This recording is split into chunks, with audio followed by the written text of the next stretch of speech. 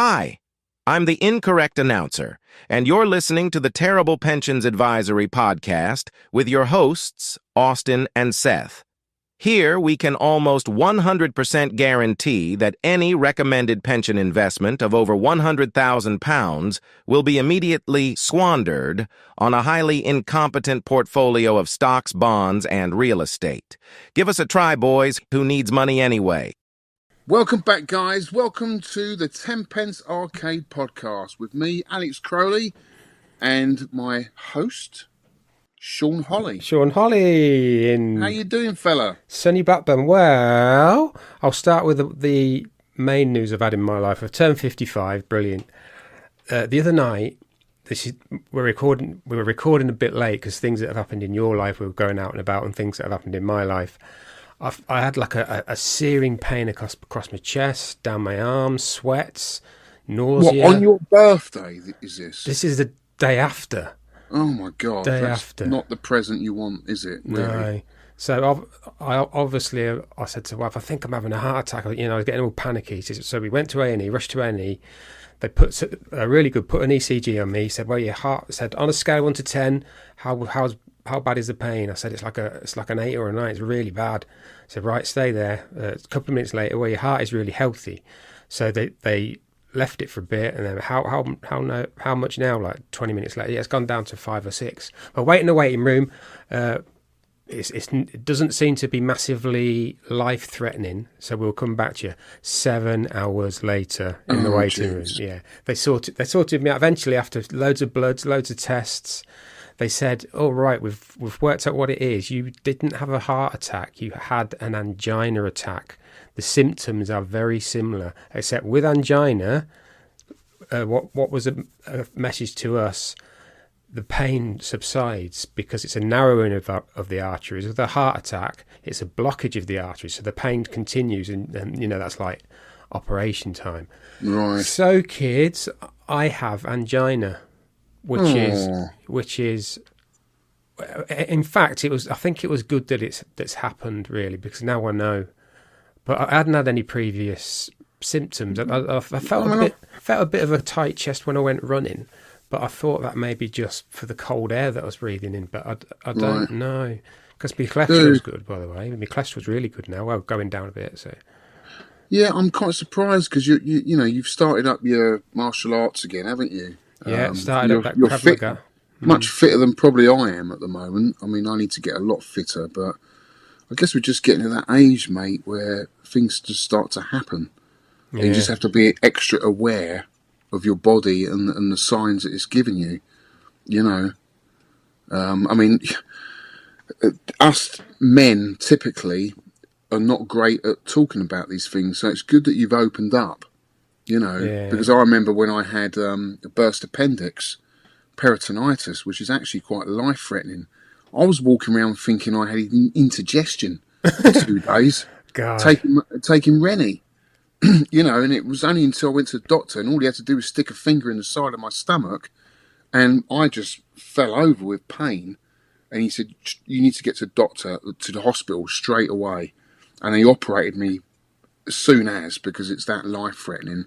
And I ended up being in hospital for a week with a burst appendix. But my point is I think men generally struggle to express feelings about their body or mental health or anything like that. So it's good that you've spoken about it, mate, and just take that extra time in getting yourself better, getting healthier, eating the right food, and looking for signs, Yeah, I am sort of.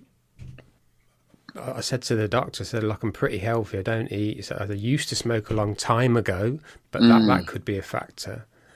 He says, well, just carry on as you are. I'll give you these like beta blockers and this little bit of the spray you can. Did you mention your addiction to arcade games?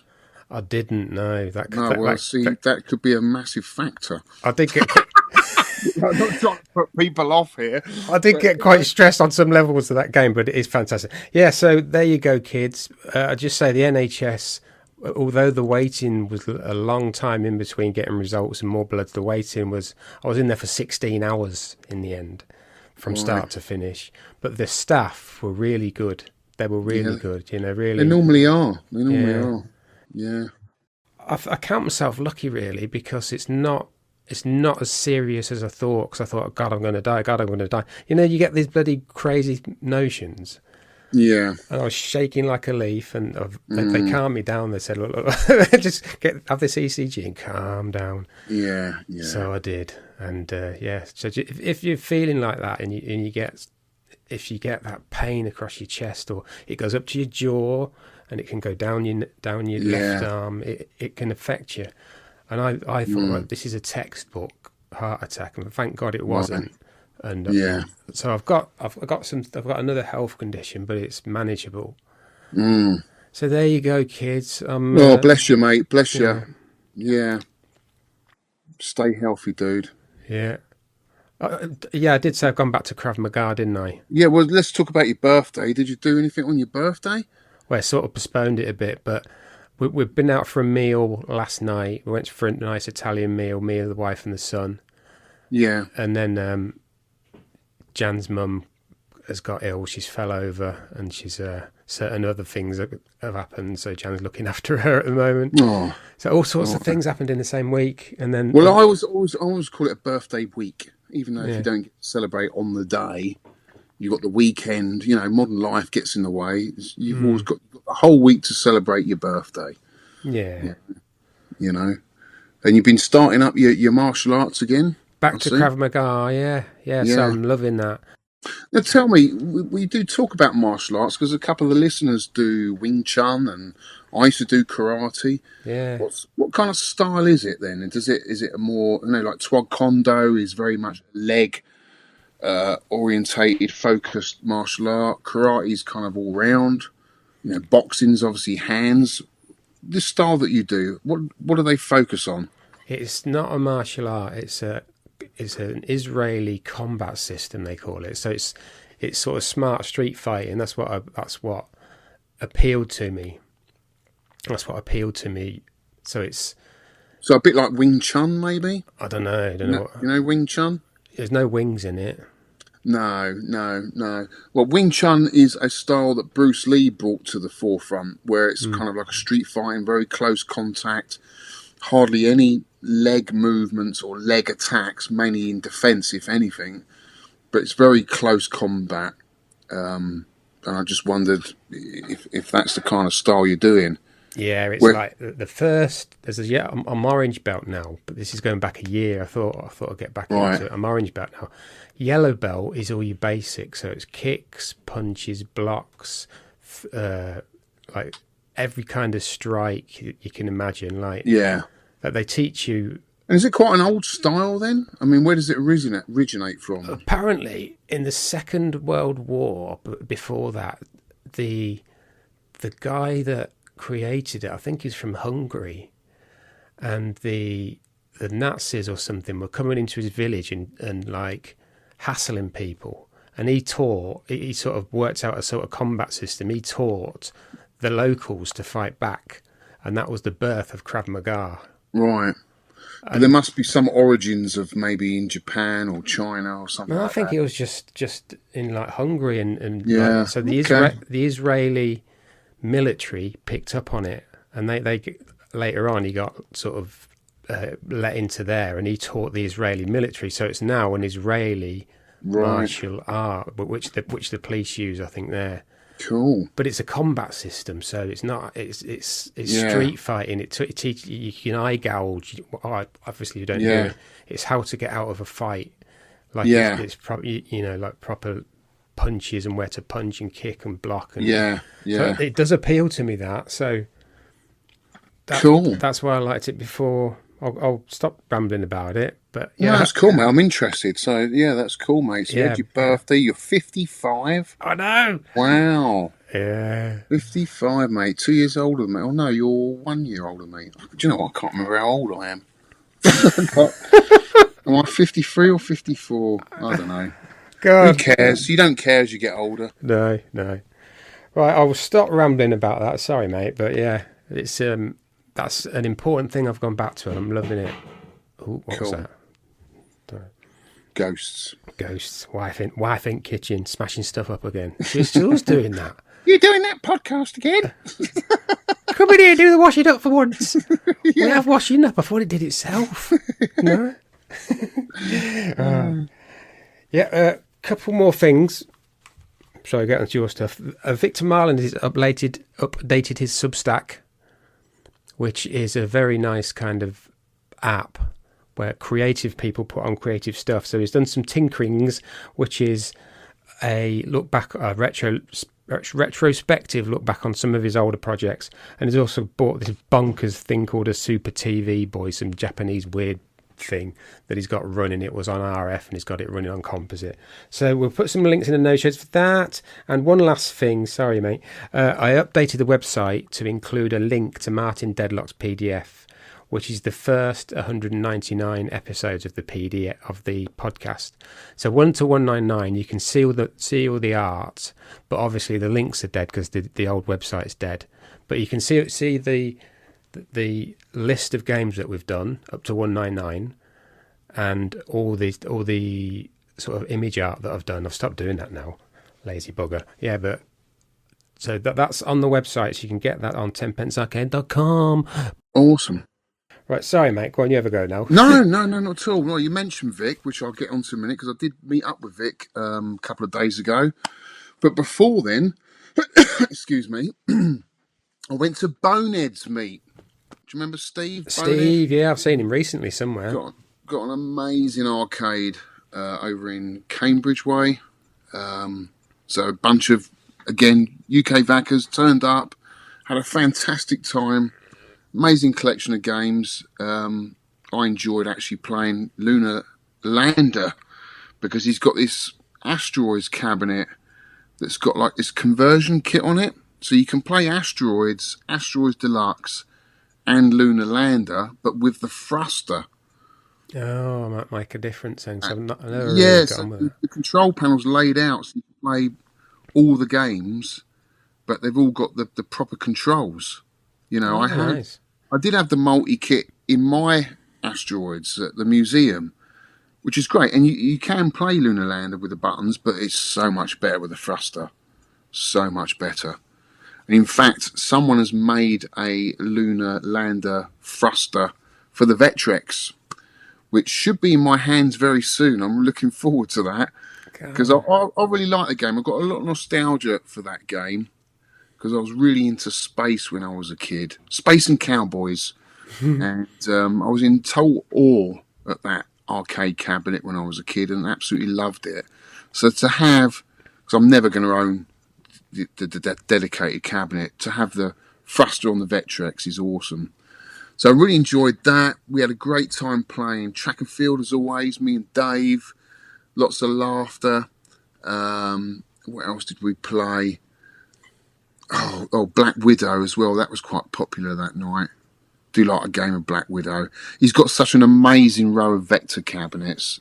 They just look absolutely awesome. I did go down years ago to one of his meets, because he's quite near. Is it Daventry or somewhere like that, or Bedford, isn't he? Bedford. Yeah, it's quite near to where I grew up. So I went to see my parents. They're still around at the time, and then went to his. And one thing that stuck out to me at that meet, he had someone had donated, I think, an Atari Rebound, which is that's right. Yeah, which is the original kind of tennis game, but it's I think it's in a could be in fiberglass cabinet, isn't it? No, I think this was just a woody, but I think but it's got a fiberglass surround around the monitor, around the TV. The cabinet's wood, but I'm pretty sure, or maybe not. Maybe it's just perspex. I don't know. But I remember there's some curvatures to the cabinet which you wouldn't have got with wood. But I do. I think I remember that time you came down, because weren't me and Steve Bonehead having like a drunken competition on that cabinet? And like it got really competitive. Like a side-on view of tennis, isn't it? Really, it's very clever. That's right. Yeah, I like it. Yeah. Yeah, that was a history lesson for me. That was excellent, and a lot of other good things he had there. I love those black and white games. You know, I think if you got them in your arcade, you're not going to play them much on your own, but when you've got people around, especially the casual gamer, they go down so well with everyone. Especially after a few drinks, Yeah. Gets very competitive. Do you know what I mean? Yeah. So they're great games. So yeah, I do remember that rebound. I think he's still got that. Some guy brought down, I don't know, I was pretty drunk at this point, but he had a laser show, and he had this laser show on one of Steve's trucks, and it was displaying all these really cool vector games, which looked amazing, absolutely amazing. That was cool, and I set up like a car boot because I had loads of stuff to sell. Me and Ollie did anyway, but unfortunately, half of people didn't turn up, which is a bit disappointing. So it wasn't as many potential buyers as I was hoping, but still, we had a fantastic time. Me and Steve were dancing to the early hours of the morning to all the 80s pop music and 80s theme tunes that we were blasting out on his Getter Blaster. I was even body popping. Yeah, yeah. You sent me a video of it. Yeah, it's pretty good. Hey, what do you think? You've still got it. You've still got the moves, mate. You've still got them. Yeah. Well, it was all right until I tried to do a windmill and then the backspin, and then realised I was surrounded by pinball machines and legs of pinball machines, and I thought, if I do a windmill now, I'm going to get my legs chopped off.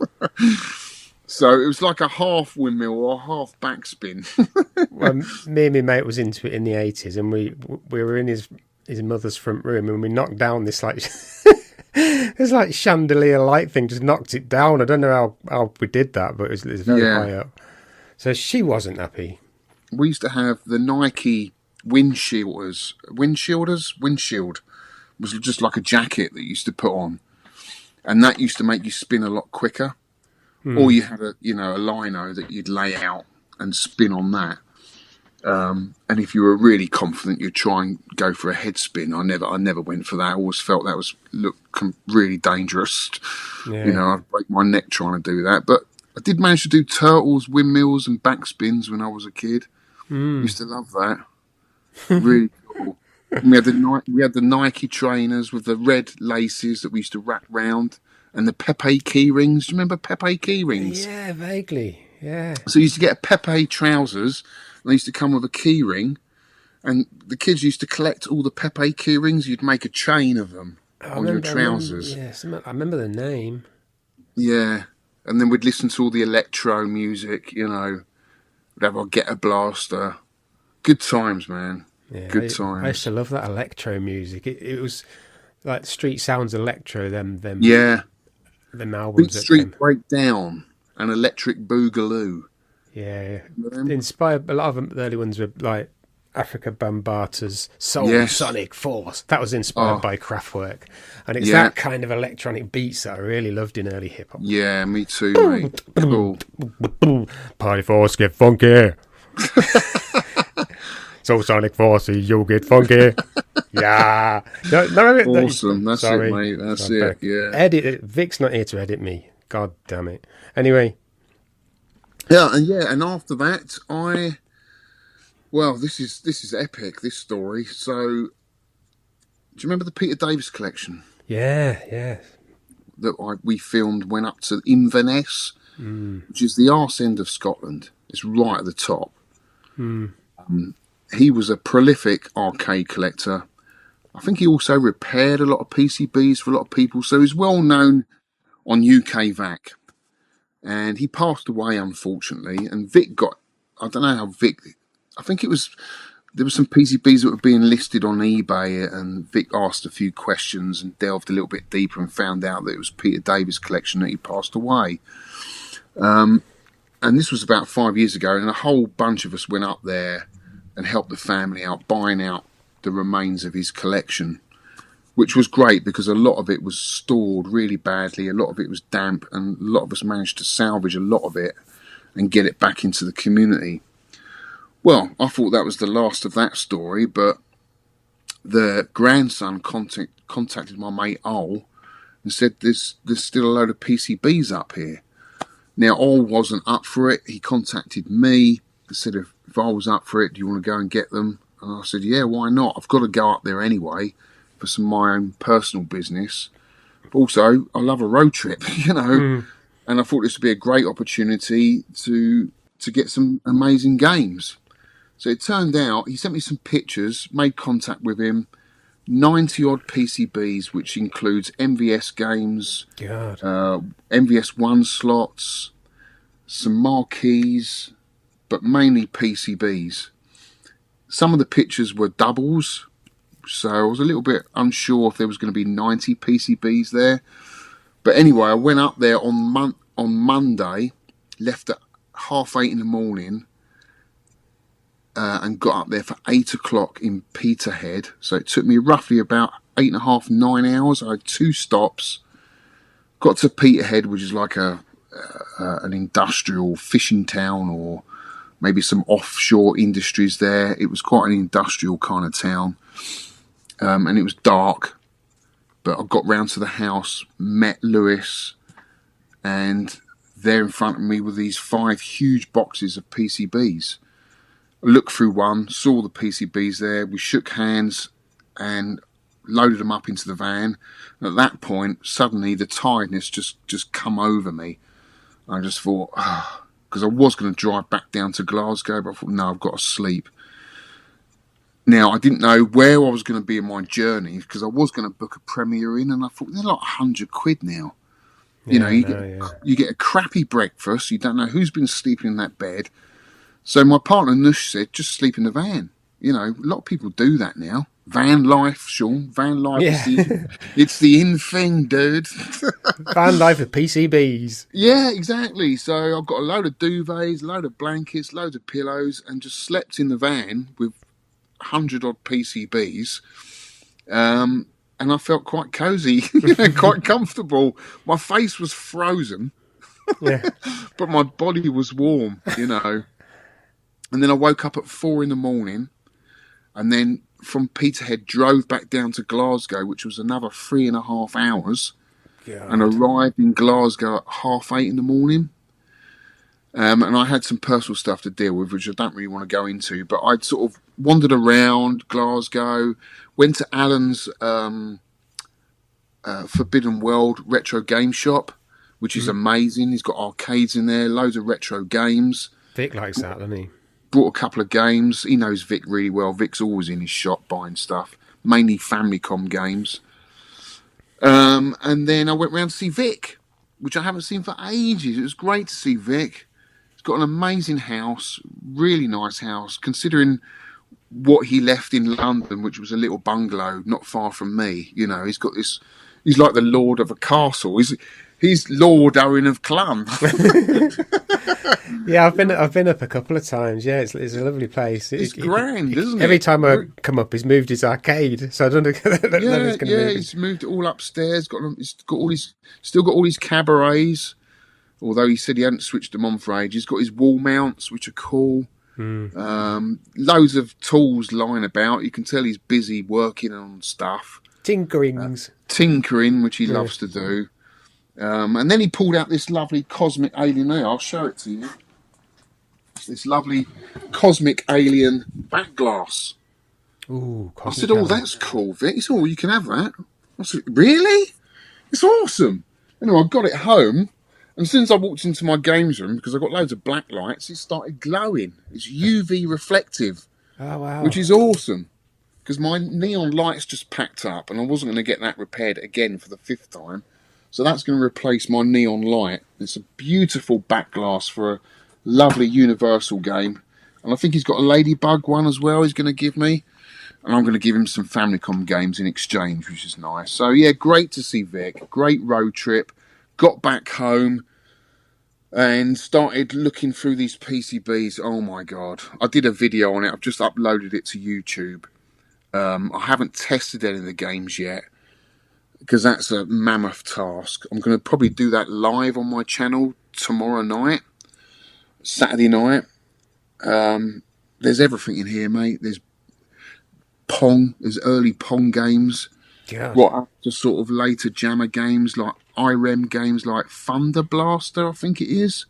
A really rare IREM shooter. You'd really like it. Vertical shooter. There's early Capcom games. I think it could be a Pang or a Block. I looked up Block, Capcom game. Strange. Released in 1991. It's like Arkanoid, but doesn't do anything more than Arkanoid does. And in fact, looking at it, it's even worse than Arkanoid. Strange game for Capcom to release anyway in 1991. So these are the sort of games I've got in there. Loads of Universal games, as you can imagine, being Peter Davis's collection. He loved his Universal stuff. Mr. Do Run Run, I think it is, or Run Run Mr. Do. I don't know. Do Run, yeah. You do Run Run, will you? Yeah. I'd run for Mr. Do Run. Yeah. All that kind of stuff. Konami. I mean, there's some real gems in here. So I've got a great stash. Hopefully, a lot of it's going to go back into the community. I'm going to keep some of it, not all of it. Because there's a couple of odd games in here I'd like to keep, like Hopper Robo. Have you heard of that one? By Orca. Yeah, I didn't. I was on about it. Yeah, because he's got a PCB of it. So is that a May? I can't remember. Is it May? No, it's like a platforming game. A little bit. Well, generally it looks like Donkey Kong, but it doesn't play like Donkey Kong. But you can imagine those kind of graphics, that kind of early platforming, jumping on springs and spinning around to avoid enemies and collecting stuff. It just looks like a cool high score game, you know. Something a little bit different, but it's got weird adapters on. A lot of these PCBs have not electrical adapters, maybe for something else. You know, like when we did the York raid, all those York cabs had their own adapters, and some of these look similar. I don't know. But anyway, it's going to be a lot of fun going through all these PCBs. It really is. And I feel like a tramp in here because the amount of newspaper that I've had to, all these PCBs have been wrapped in, and there's just newspaper everywhere. I feel like I'm in a tramp's den. Are you going to do it live then? Because you got to make, if you've not got to make looms and stuff. And well, I've got a friend coming around tomorrow night who's going to help me. Because it's a lot easier when people are passing stuff to you, and I can pass it back, and then they can put it in the box. Yeah. But yeah, I can only test the jammer stuff. Yeah. I do have a couple of adapters. I've got a Universal adapter. I've got the Capcom Classic adapter. Yeah, so I can test the Universal games. Some of them. Actually, yeah, most of them. They've got a special audio adapter on a lot of the Universal games, but this adapter, you can switch the audio on and off. So yeah, I'll be able to test them. They might just not have sound, that's all. But yeah, the IRM games, I'm sure I need an adapter for those. The early Capcom game, I'm going to need an adapter. But yeah, I'm in any rush to get rid of them. I'll just do it when I get time. Test them all eventually, you know. Yeah, I've seen you put up a couple of your older videos up. Some really good ones, haven't you? Was Gav one of them? Was that an old? No, Gav was a new one. No, Gav's a recent game room tour. Put a couple of your old ones up. That was good. That Gav, he's got a fantastic collection, and he has. Yeah, Gav's a top bloke. I mean, he helps so many people out in the community. So knowledgeable, really generous and helpful as well. Like Gav. So yeah, that's what I've been up to, mate. Quite a lot, and you know, I've struggled to. I haven't written any notes down for this podcast because I've been so busy. But you know what? It's all up here in my head, full of passion about this hobby. That's all we need, right, guys? Do you know what I've got in my head? Biscuits? Tumbleweed. Oh, we don't want that in there, mate. Do you want me to get it out? Let me pull it out. Hang on. Yeah, it's out now. What are you doing then? Unscrew my ear. It's come out, yeah. Right, yes. A quick bit of news. I noticed this. I think it's called Indie Retro News or something, a website. Really good. They have old stuff. And I don't normally go for Spectrum stuff or anything like conversions, but this is on an unmodded Spectrum. They've redone Donkey Kong. It's got the colour clash and everything, but the gameplay looks really good. Really good. Amazing. Looks amazing for the Spectrum. Because we got some really crappy arcade conversions on the Spectrum, didn't we, back in the day? Actually, the BBC had some good ones. What was the one on the BBC? Was it... they had versions of Defender. I don't know what they called that. Yeah, the BBC Pac-Man was and great for arcade conversions, Scramble. but not so good as for its own games. It had a few, but nowhere near what the Spectrum had. Mm. You know, It was it was very, very good for them sort of games. I think it was the home of Elite. Maybe it was first. Yeah, I think Commodore 64, because I had a Commodore 64, really struggled with those like fake polygons. They're not vector polygons, they're like bitmap polygons. It really struggled. But we looked at it on the BBC and it was a lot smoother because my mate had one. Yeah. And Richard Broadhurst made some amazing games, didn't he, for the BBC? Oh, like arcade conversions. Yes, some of them are incredible. So good. Yeah.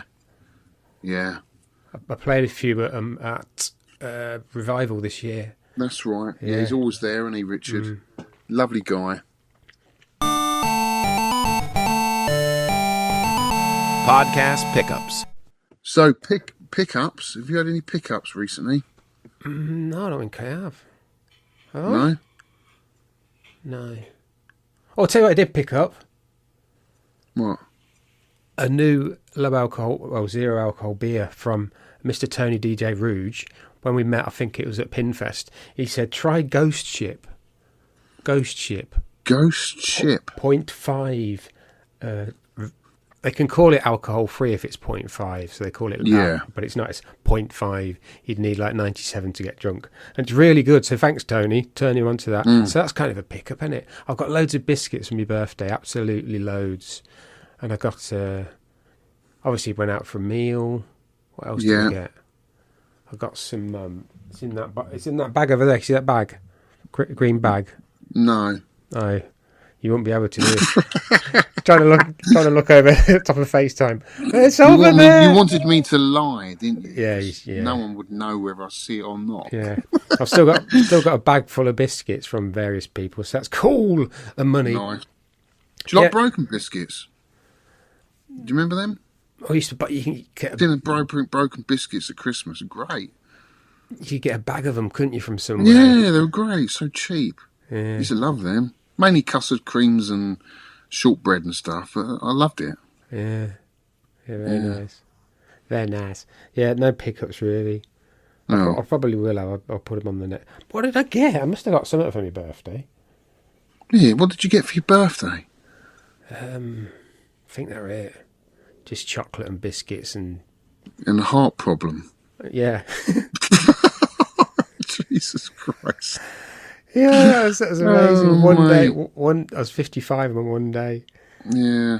We have a holly curse of 54. Me and my brother joke about it. Like, my dad died at 54 of cancer. His dad died at 54 of a heart attack. My uncle, like my best mate really, my mum's brother, he died at 54 of a brain tumour thing, a brain hemorrhage. So it's this 54 thing. So we're both being joking. So one day into 55, I'll have a heart attack. Oh, you'll be all right. Yeah, I'm all right now. I know what it is. Yeah. It's not a heart attack. It's what that other things that I said. Angina. That's keep playing arcade games and keep you fit, mate. Yeah, I think so. Yeah, waggling those joysticks. That's all you need. Waggle your stick.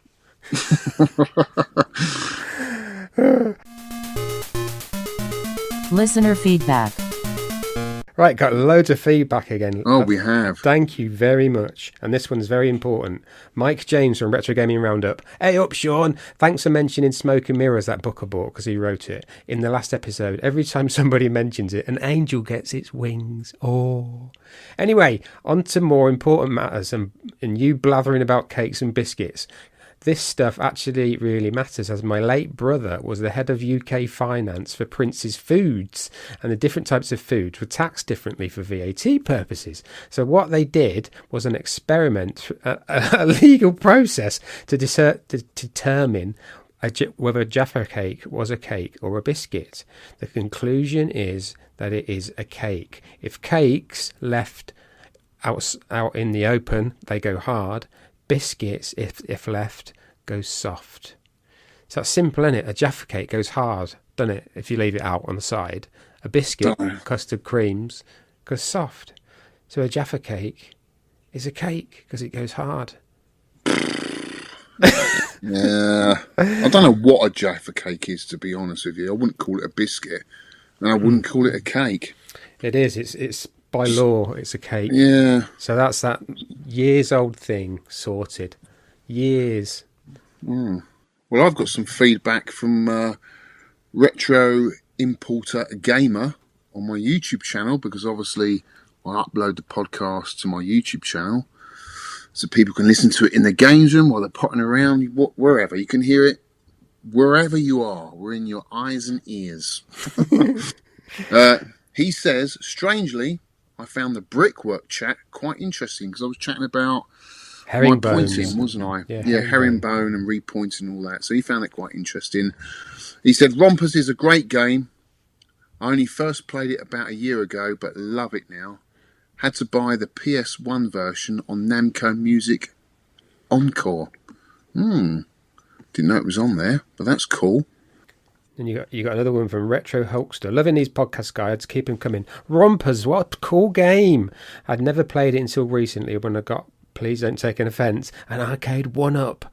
Mrs. Pac-Man 40th Anniversary Edition, and the game what was on it too. A bit crap, but at least it's taking the part that counts. The game must have been on it. It must have had some kind of MAME cabinet in it. Love the way the chat goes in various directions. Brickwork, etc. Yeah, it's compelling. Those two guys both have YouTube channels. That's the Retro Import Gamer, really cool channel, and Retro Hulkster, which is Roger Retro. Check them out, guys. Awesome guys on YouTube.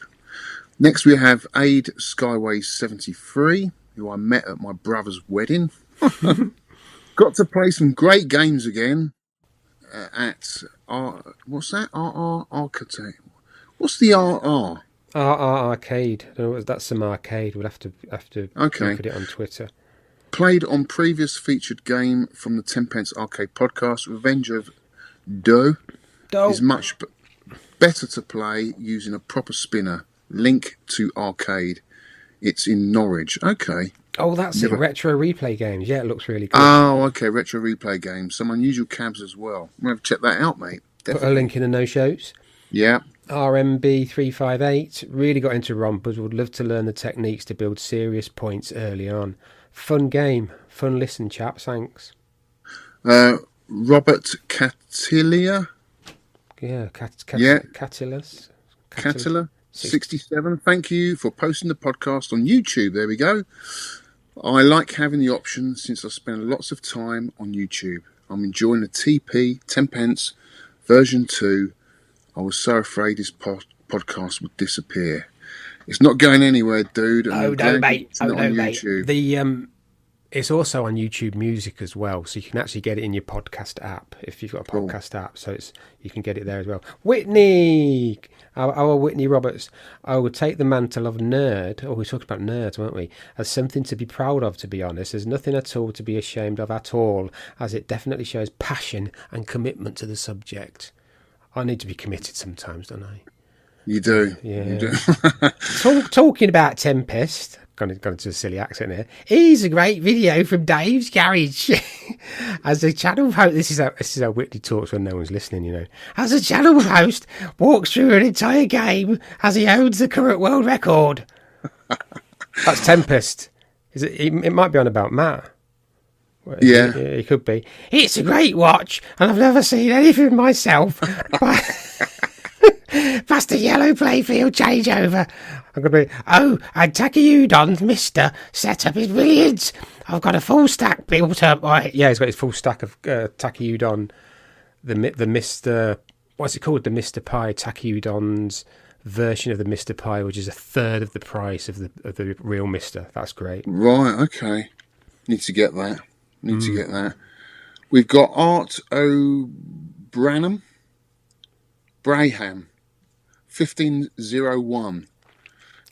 I was at a Maiden show last week because I mentioned about the music. Remember, we were talking about music. It's a big part of this show, you know, music. He was at a Maiden show last week. Unbelievable, man. Steve Harris is a beast at the bass. He sure is, dude. Grew up listening to Guns N' Roses also. Had my Walkman with me all day. Good days, yeah. They were, mate. They really were. One Punch Ron is the guy that does a Wing Chun. Wing Chun. Yes. Lovely guy. And he gave me some quality biscuits when I was down at, I think it must have been the Arcade Archive. Was I down there? Don't know where I was. Somewhere. I think you two should have it out. Yeah. I don't think... Because he does Wing Chun and you do Kramer Car? Crap Margaret. Crap Margaret! As Vic called it, Crap Margaret. Margaret and Wing Chun. Well, there's two stars that I'm sure millions would pay to watch. Or Crab Magic. It wouldn't last long. I'd pay to watch that. It's a double black belt. I'll be like destroyed. Yeah, a Wing Chun is something to do. Yeah, I think you can like fly in it, and Chun is like a dog food. So it's something to do with flying dog food. Chucking dog food. Yeah, it's very clever. Ed Horse, looking forward to this month's game. You can also print these boards for IGS PGMs. You know, because this is on a... Yes. It is, isn't it? Yeah, it is. Yeah, I mean, a lot of people thought this system was some dodgy old bootleg, dodgy Chinese company, but it's not. It's a legit Taiwanese company that converted a lot of games. Yeah, they also did. Cave got them to do 3 of their games, so you can get... I always thought that was weird, loading up a Cave game and you got this logo. Dodon Pachi Daiju, Espgaluda and Ketsui. The original PCBs cost anywhere from 2,000 Australian dollars and above. AUD's Australian dollars, isn't it? Mm-hmm. AUD, I think so, yeah. It is. Yeah, so it's a cheaper option of owning the original game. Mm-hmm. As well as, you know, you can get it all on pretty much every console now, a lot of these Cave games. Yeah. I mean, but a lot of these Cave collectors, they have these PCBs on loan, pretty much. They have them for a few months, you know, play them to death, get a high score, and then just sell them on. Mm. So you're just like borrowing it for a bit, and then because they never go down in price, you always get your money back. Anyway, we've got Clint Eastwood 71. Hi, Sean and Alex. Sorry I haven't uploaded scores for the last couple of months, but I've been busy with virtual pinball machine build that I'm busy building. Last month's game was useless anyway, and this month was only slightly better. Wow. You might have to get Vic back in order to pick some games. Are you kidding me? You want to play the games that Vic used to like Kangaroo? Are you serious? And we're picking games like Demon Front? How dare you? Lazarian. Yeah. He did pick some stinkers. He did. Please attach some pictures of my build. And if you're ever in Essex area, please feel free to come and have a go on it. I think you would like it. I have SF Special Effects speakers in it. Small form factor, SFF. Okay, small form factor.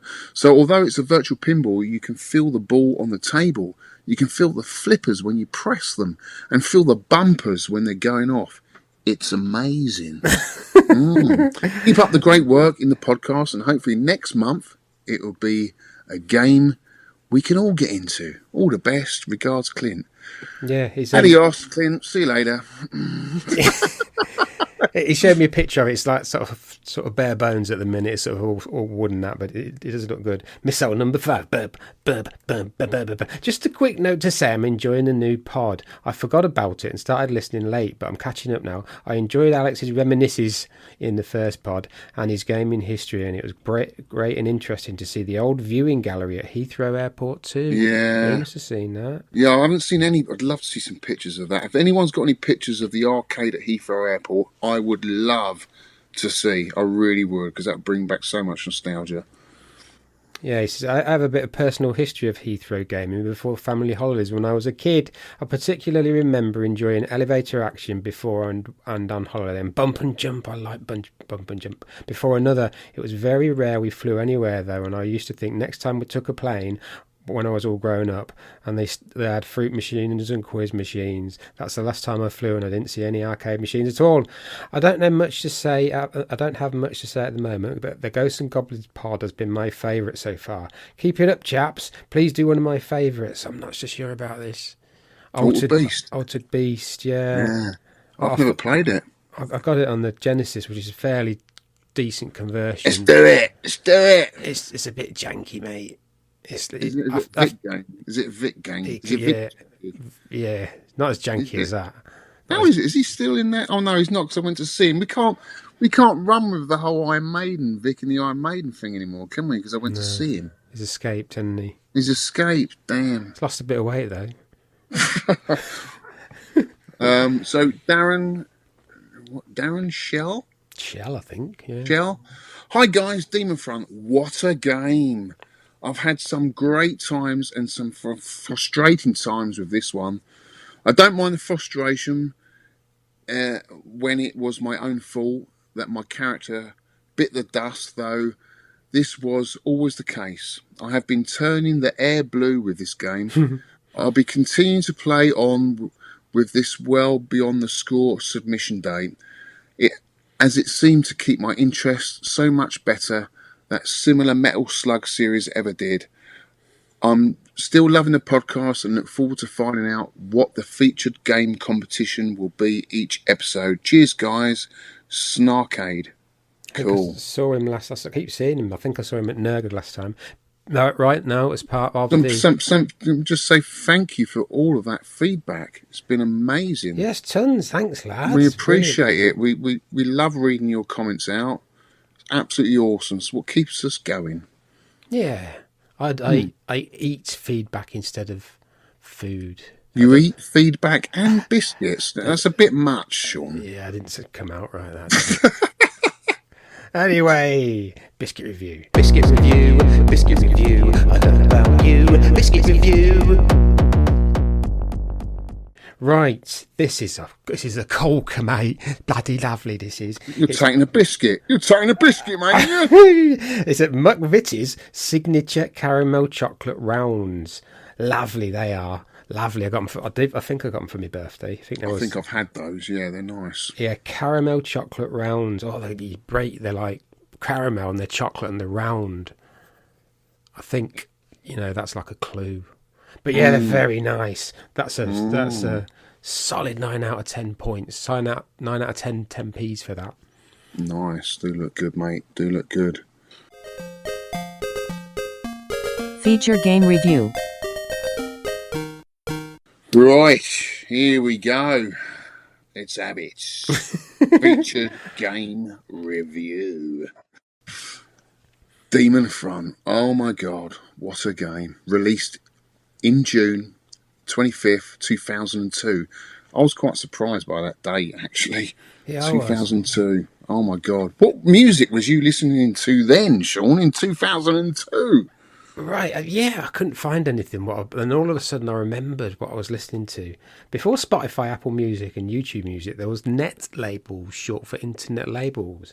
And there's a couple left. Online record labels releasing free music from various artists, bundled under virtual albums and EP releases. Most net labels are specified in a different area of electronic music, like ambient, techno, drum and bass, that kind of thing. So it's mostly electronics and weird stuff. From that, no one's going. About one listener might recognise one of these people. From them, I discovered different artists and then started following them: Christian Bloch, Gaston Arivelo, Marco Furstenberg, Ronnie Prees, and Random Majestic. So these are net label heroes to me, but some of them went on to do other stuff, actually get a record deal, I think. Not many net labels left now as the technology's moved on and anyone can upload their own music now. But back in 2002, to get onto one of these get your music onto one of these prestige online labels was good. And I used to hoover up new releases from them artists like a kid in a candy store. So that's why I couldn't find any chart music or anything that I was listening to at the time, because I was listening to net labels 2002. So I even found out what I was listening to in June 2002 when Demon Front was released. I was listening to a dub minimal techno compilation from legendary net label called Thinner.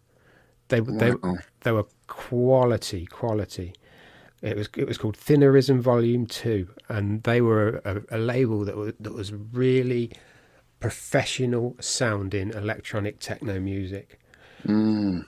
Oh, that's it. Sorry, Wow, lads. well, blimey, you've got a lot more than I have because, I struggled with this year to find what I was listening to. I think I was quite busy because my son was 2 years old. That's quite a busy time looking after a toddler at that age. And I know I was quite busy with work, so I possibly wasn't really into my music so much that year.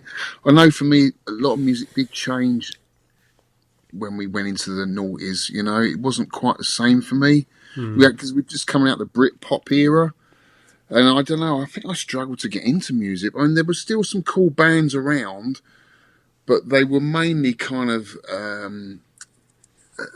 like a mishmash of old groups, super groups that were coming together. Like I remember listening to Audio Slave, which was basically the remaining members of Rage Against the Machine. Oh, yeah.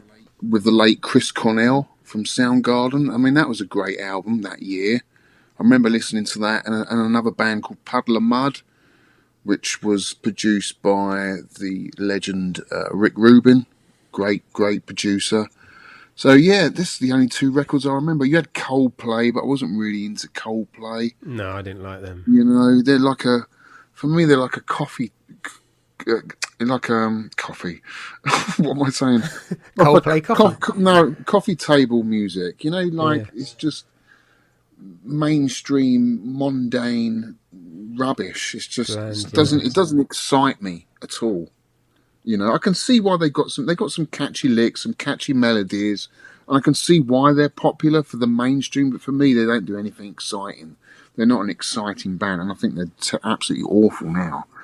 But yeah, I think that was that era where I just got totally put off by music, and probably just busy with family life. To be honest with you.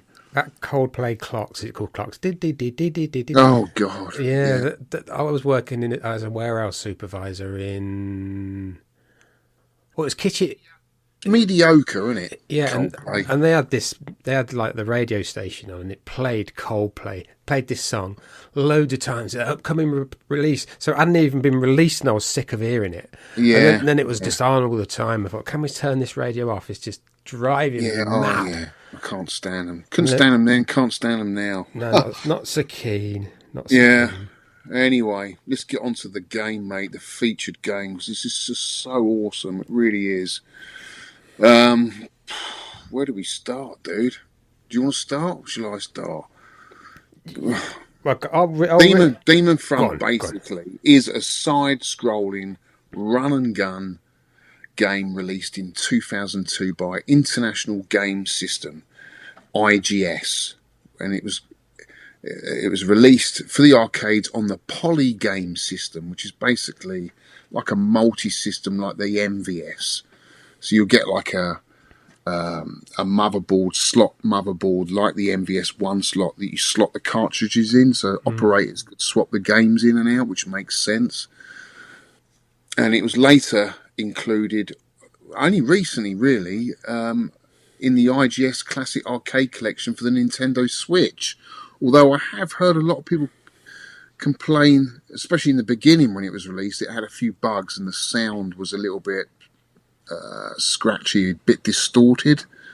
But I think they've sorted out some of the bugs for the Switch game, because there is a bug in this game, at least on one region, as we found out. Yeah. It shares many characteristics with the popular Metal Slug series, but it does have its own unique features which sets it apart, I believe. Some people saying it was a clone. I don't think it's a clone at all. I think it's its own game and has its own merits. It has 4 characters, a select screen, and each character has a pet that's used to attack enemies and also used as a defense shield.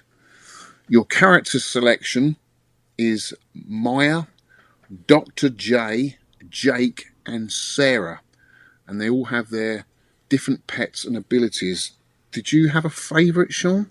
I did, Jake, because I like the fiery, whatever they were, like fire kind of demons that they were quite quick. Yeah. They're quite quick and accurate if you get it right.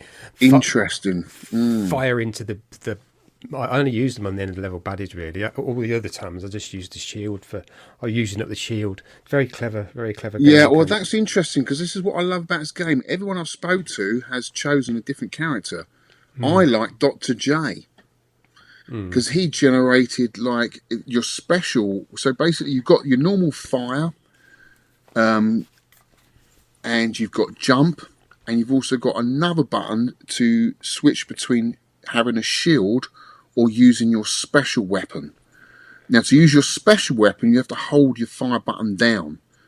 And with Dr. J, it would be this kind of floating electric orb, like a storm.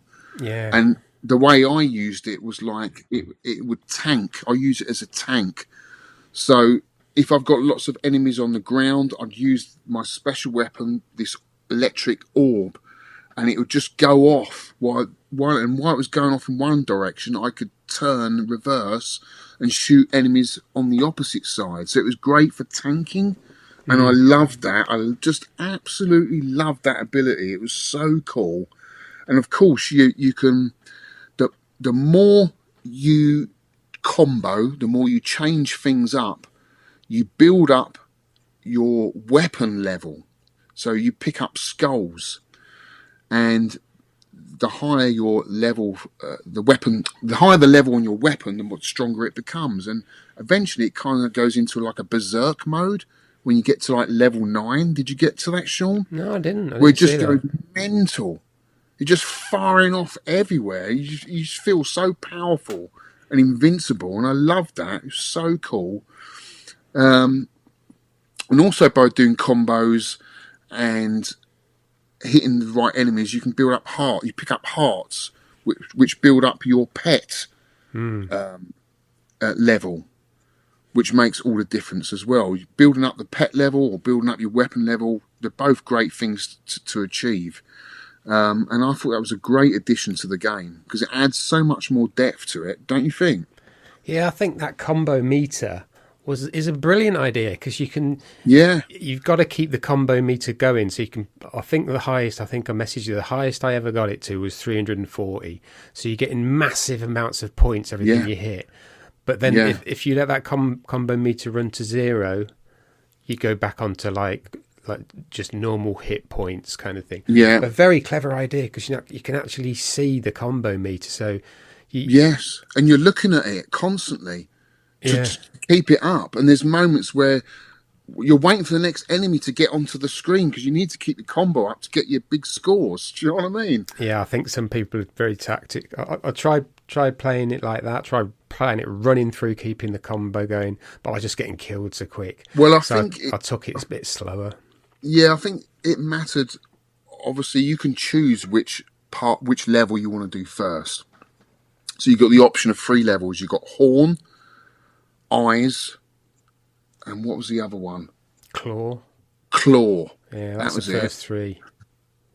And basically, that's the end of level boss, the claw, the eyes, or whatever. And basically, to get the perfect ending, there is a secret cave where you pick up that item, the eye, the claw, or the horn.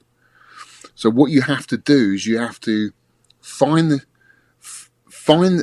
key, which is hidden, or you have to shoot something on a particular level and it will release the key. Like on the first level, the claw, there's a flying ship, the first flying ship that flies across the screen. If you can get up on the platforms and destroy it with a melee attack or a special attack, it will drop the key.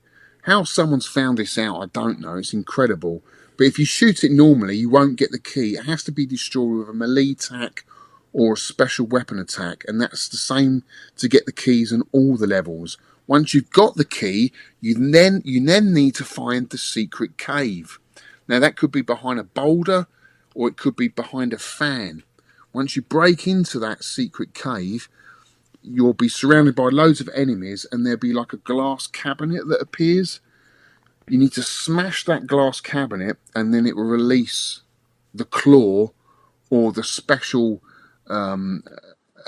item that's allocated for that level, the eye, the claw or the horn. And once you've got all of those and you've completed the whole game, you get a special ending. Now, in the beginning, I was going for that all the time, but then I realised, well, at the moment, I'm nowhere near finishing this game. What's the point? I don't think it gives you any extra bonus points. But there was a guy who played this, Nick, Red7, who's got his own YouTube channel. I think he was playing, you think he was playing the Asian region, because he was in the cave and all he was doing was standing over that glass cabinet, and he was racking up millions and millions of points by not even doing anything. And I tried it on my version because I got the original cart and it didn't happen. And my mate Scott, who was playing on a Switch, said he couldn't do it on his. So whether it's just a regional thing, I don't know. Yeah, I think he got 376 million, which on the you can tell because the high score table is in some kind of kanji, or it's some kind of Japanese or Korean text, the high score thing. So you can tell it's definitely a foreign board. But he got 376 million. Yeah, so that's impossible for us to get, I think. Yeah, and I think he must have gone in there without the key. Otherwise, it would have released the item, the horn or the claw. So he must have found, because you can find the cave if you haven't got the key, and you can get extra points in there. You just won't get the perfect ending. But it's just little things like that. There are secret paths in the game as well, which I noticed and found. There's also items that appear out of the ground, like you get these shards that come out of the ground. If you smash one of the shards up, it will give your pet extra health, because when you're using your shield, your pet's health bar goes down, and then once it's at 0, you lose your pet. But you can get your health of your pet up by destroying the shards that come out the ground, which is pretty cool. Yeah, there's one on the claw attack. Well, 2 I think I've seen, and you try and get them. And do you rush in to get them and get killed? So I kept getting killed. I've got the weapons here. You've got a pistol. Damage is 1 combo, 1 bar. Machine gun, ice gun, grenade launcher, electric. God, the sound of that grenade. I think it's a grenade launcher. It's like a wow. Oh. It's amazing sound. Oh my god, so good these sounds. And then the. We're going to talk about like the little end of level graphics where one of them sits back and smokes a cigarette, and then the girl does a handstand, and it's comic graphics, Metal Slug style comic graphics. We'll talk about the graphics in a bit, but they're just outstanding. Did you think it was better than Metal Slug? Yeah, I did. I think it feels faster, and I don't know whether that's to do with because the game runs at 60 hertz, where I think Metal Slug runs at 30, so it does feel quite fluid. It's running quite quickly.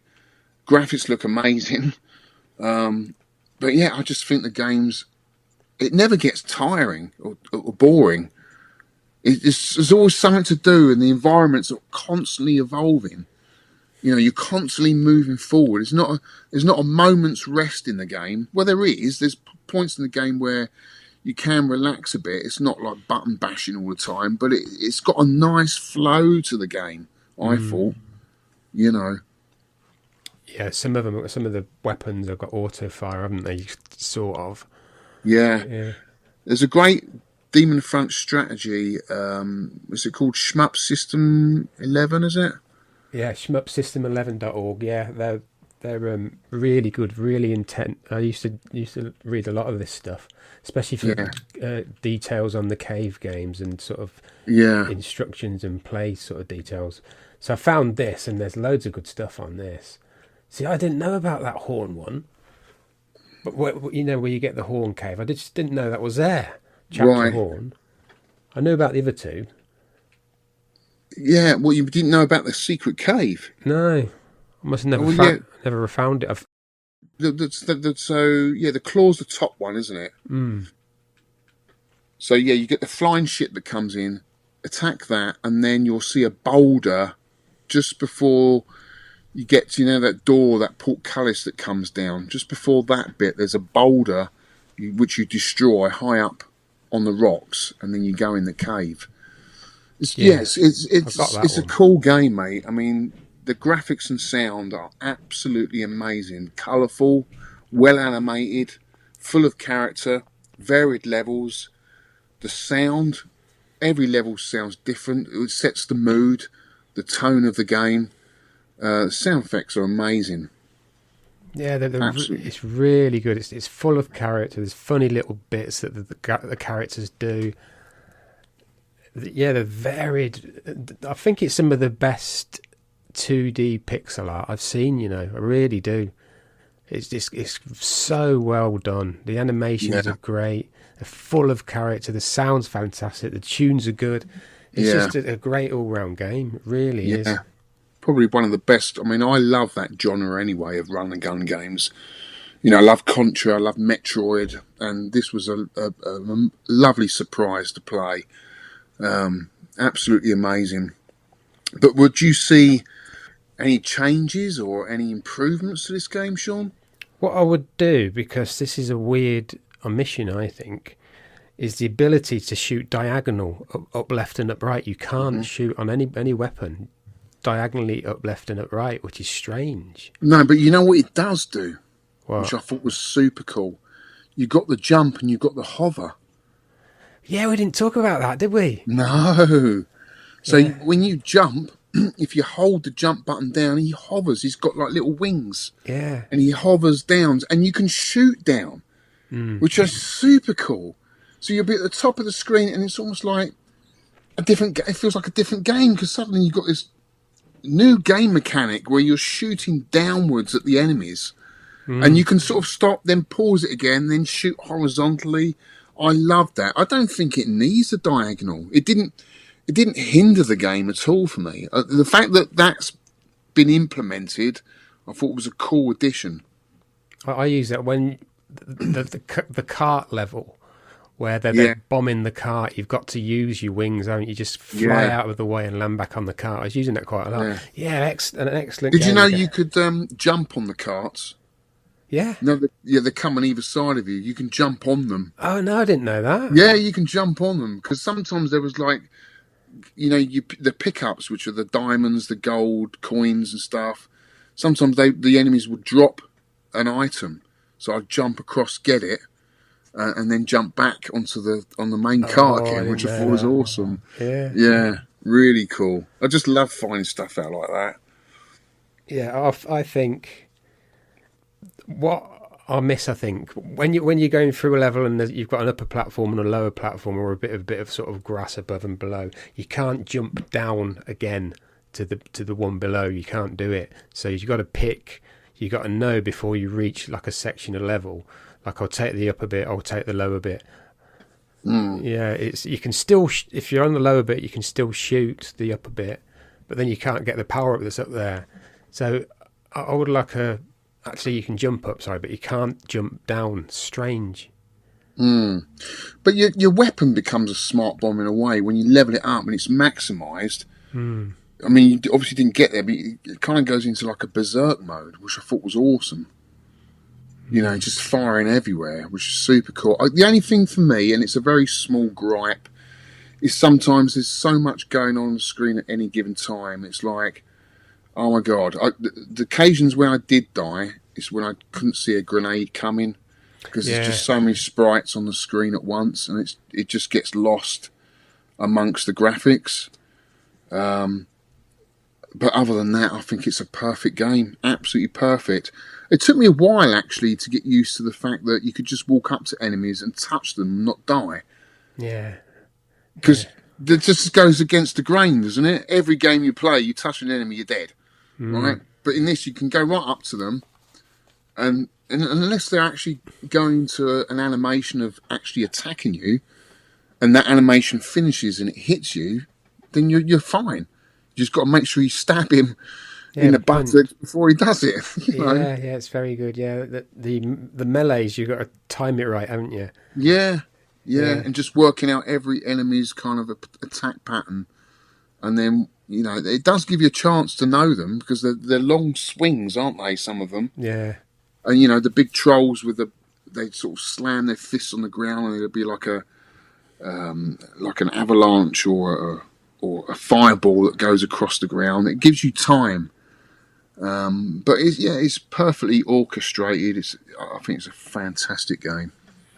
Yeah, what do you think of the end of level baddies? They were well done, weren't they? Yeah. Some of it's kind of got a kind of a steampunk look. I think some of it.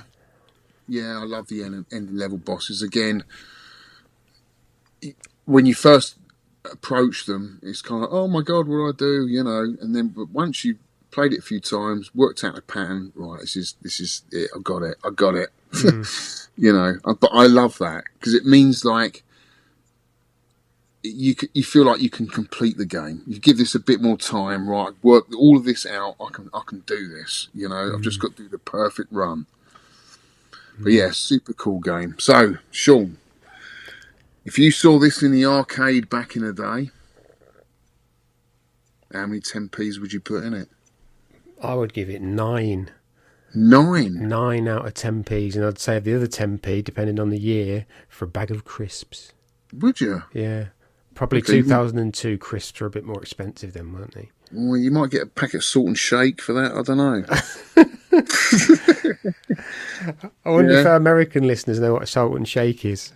Yeah, well, if I saw this, if I was wandering around the arcade back then with my Walkman, listening to a bit of Electric Boogaloo and checking out all the latest games, and I saw this, you know what? I think I'd put all my 10p's into this. I'd put 10 hard-earned, paper-round 10p's into this. Definitely. It immediately grabs you, doesn't it? It's one of them. Look at the fantastic graphics, the animation, the bullets are great, the sounds are great, the music's great. It's just an all-round. And do you know what gives it a 10 for me, mate? When I give a 10 for a game or a film, it's usually a film I will watch again, or a game I will go back to play again and I want in my collection.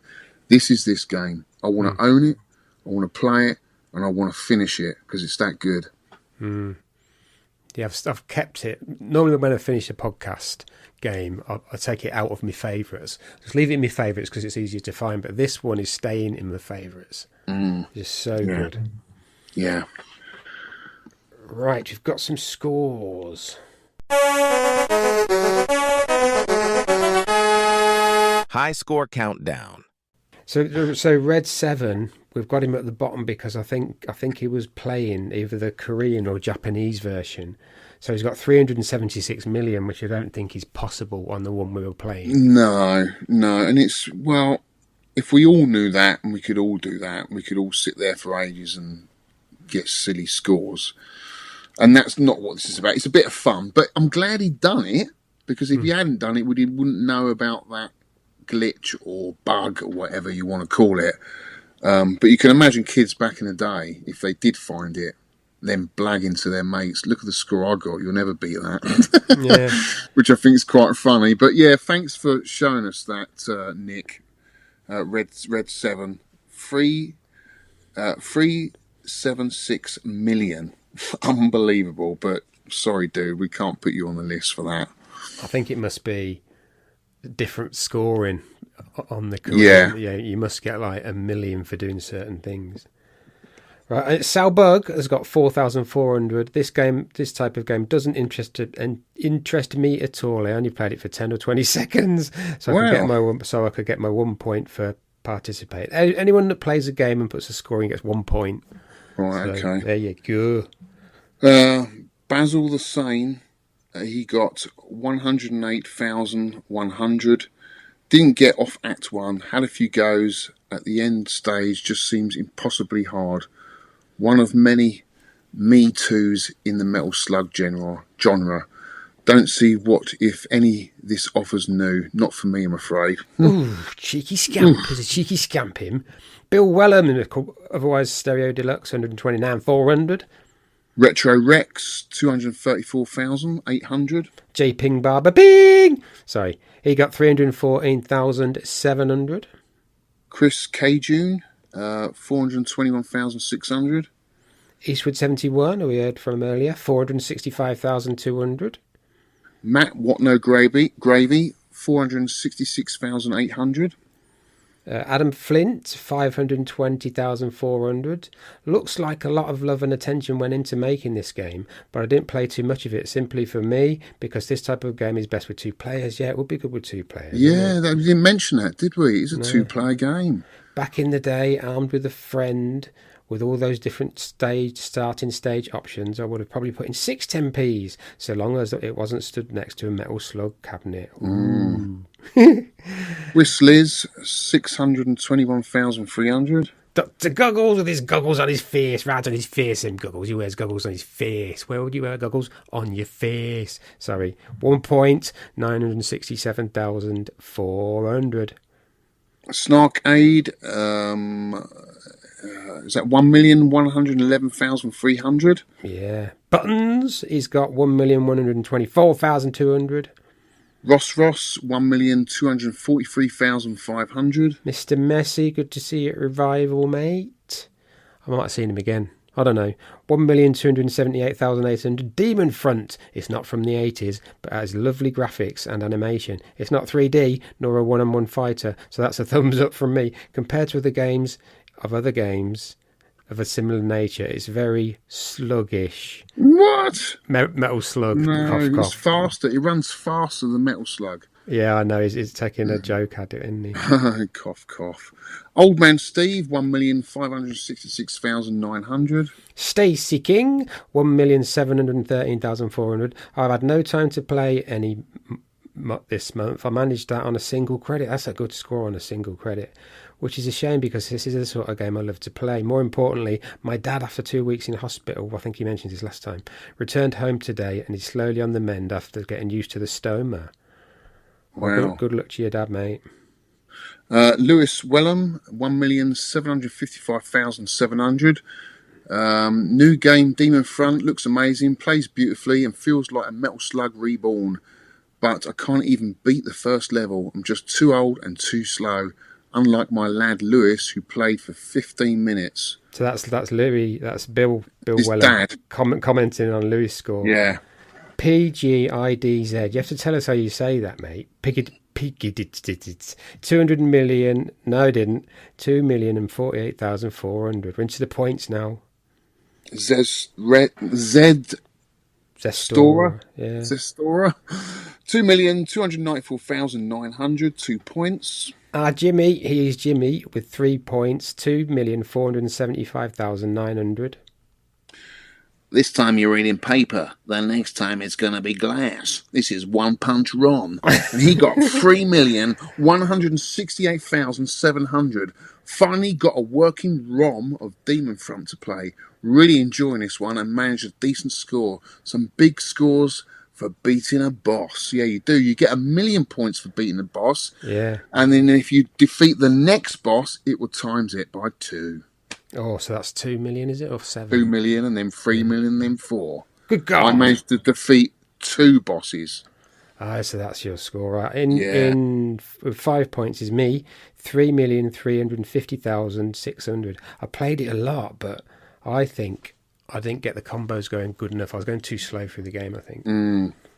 Brian Haribo, 6 points with 3,930,800. Last go, it's exhausting. Got the key on level, and then it went up on the second boss. Sega Zombie is a new player. 7 points, 6,129,100. A good start from him. That's my good friend Scott. He's got a great YouTube channel. He did that on the Switch, that score. Pretty amazing. First run. Pretty cool. God. Me, with 8 points. I'm third. Whoa. 7,736,900. Get in there, my son. Go on then. Woo! In second place is Rygar with 9 points, 8,311,000. Still a long way to go with Aid. And then his PC died. He got the blue screen of death on his PC. Oh, no. That's a great score. He sorted it out now. Apparently it was the battery. The battery had died on the motherboard. He just needed to replace one of them old, what they CT32s or so. So, top of the table. Top of the pops. Aid. Skyway 73 with 10 points. What? 33 million 528,200. And he says, well, Demon Front, what a brilliant game. Looks great, tight and frantic gameplay. And I love the variety of power-ups. And to think I would never have played it if it wasn't for this podcast. Thanks, chaps. Now, just one more go. Wow, right, let me talk about Aid's score. Because what we should know, really, which I find quite interesting, is the act that you got that score on. So, because I got to Act 3, which means I completed 2 bosses and got to the 3rd act but didn't kill the 3rd boss. And that's my score.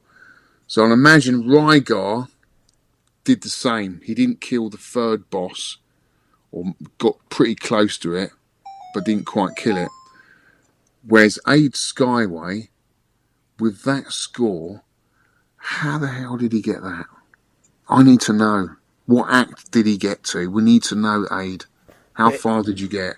He got his combo up to 900. 900? 900, what? Yeah. He sent me a screenshot of all his combos. 900. What? So everything he was shooting, like if it was 1,000, he was getting 900,000. I was getting huge scores. But wow. I don't know how he kept his combo up, but it was going as he kept playing. His combo was going up. So I don't know if you just run through it, or I don't know what you do to do that. That's crazy. Because some of the bosses, when they appear, they take a while to appear, and your combo's going down. Yeah, because you can get more points before you even get to the boss. The boss only gives you 1,000,000 points bonus.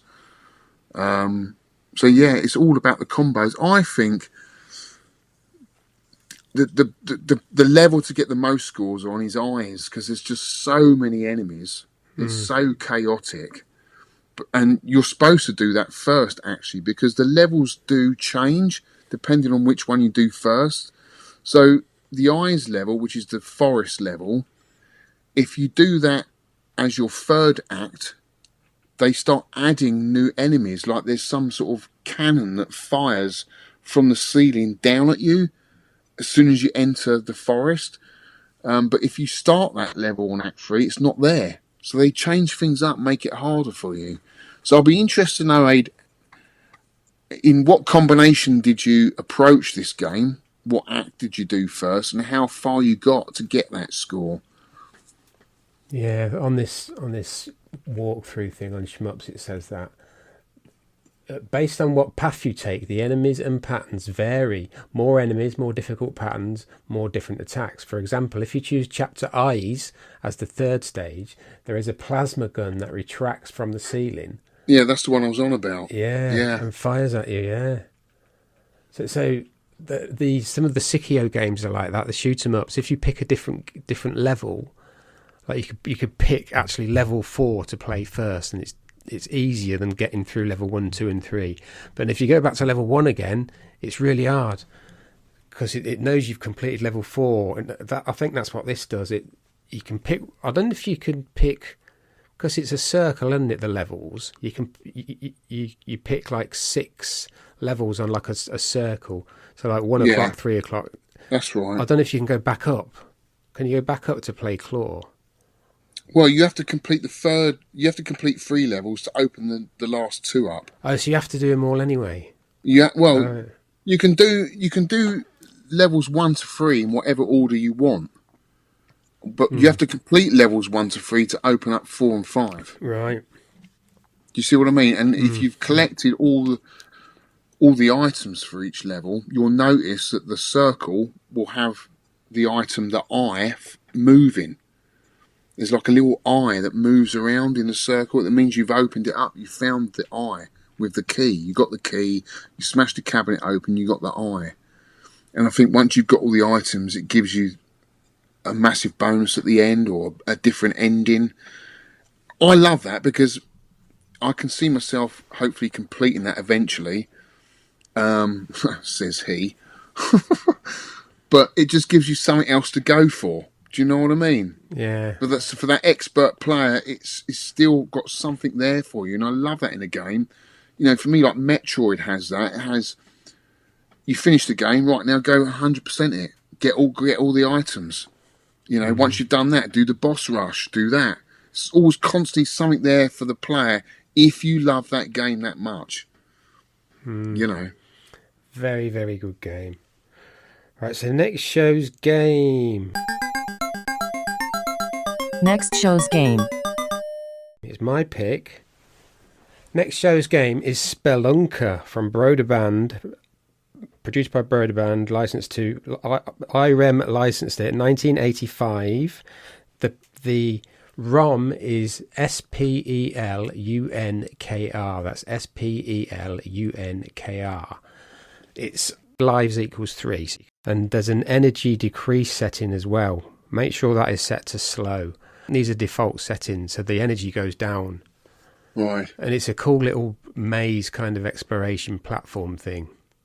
Is it like Gilligan's Gold on the ZX Spectrum? Yeah, kind of like that. Yeah, like a Bagman type of game. Like a Bagman, yeah. It's a bit quicker, but yeah. I think I've probably played it, but I don't think it grabbed me. So because I don't think I played it much more than 5 minutes. But you know, let's give it a go. This is what this 10 Pence Arcade podcast is all about. It could be janky and dirty with the arcade games. Right. December the 14th, get your scores in, kids. Saturday, it's got 5 p.m. cut off, so you'll have a bit of time to play this game. There's a lot of kind of little secret things that I've found. I've watched it for about 20 minutes. It looks cool. It's a bit of a Bagman, bit of a kind of like that kind of exploration game. Ladders and jumping off of canyon, them carts, mine carts thing. So give it a go, kids. See what you think. Put your scores in. You can do your scores. Send them on either Sidekick, on Twitter, or X as it's called now. Hashtag 10p score, 10p score. You can go on UK VAC. You can message us on. Well, some people are messaging me on WhatsApp now, or you could email us to biscuits@tenpencearcade.com. That's biscuits. It's my favourite email ever. And yeah, that's it, kid. What else can you get us on? You can get us on You can get us on the wireless. Yeah, get us on the wireless. Yeah, you go down to. Yeah. You can post a letter. Yeah, on cassette. Get us on cassette. We've done any cassettes, have we? We need to make some up. Record a message on cassette. Go down to. That'd be a great way of making some money for the podcast. We could put every podcast on cassette and number them like the Hit Squad. Yeah. People go crazy for that stuff, man. All 7 of them. Yeah, well, that's once they start collecting, they need the whole set. They have to complete the collection. Could be on something there. I reckon. But we do have day jobs, remember? Yeah. Well, guys, thank you so much for listening. It's been a great show again, Sean. I really enjoyed podcasting with you. Yeah, I really enjoyed this too. It's just so much fun. Really, really enjoy it. Guys, I forgot to mention, we got a UK VAC meet next weekend. Yes, at the Arcade Club. And we haven't mentioned it. Oh my God, we're going to meet all our fellow listeners and play some cool arcade games. That is in Arcade Club Bury. That's right. Greater Manchester. So you can, if you're one of our, we get quite a lot of American listeners. You could fly over. Yeah. On one of them planes. You could do, or get a hovercraft if you're on an island. Mm. That's always a good way. It's retro.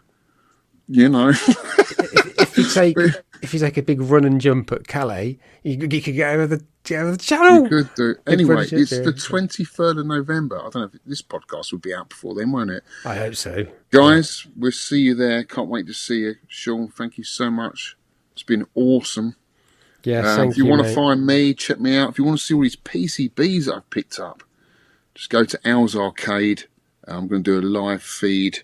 Well, by the time you listen to this, it probably would have been up by then, but you can still watch it, have a look through, see what I've got. If there's anything you fancy, I'm probably going to put it on UK VAC up for sale. So, yeah, it's going to be a fun video to make. Cheers, Sean. Cheers, mate. Thank you.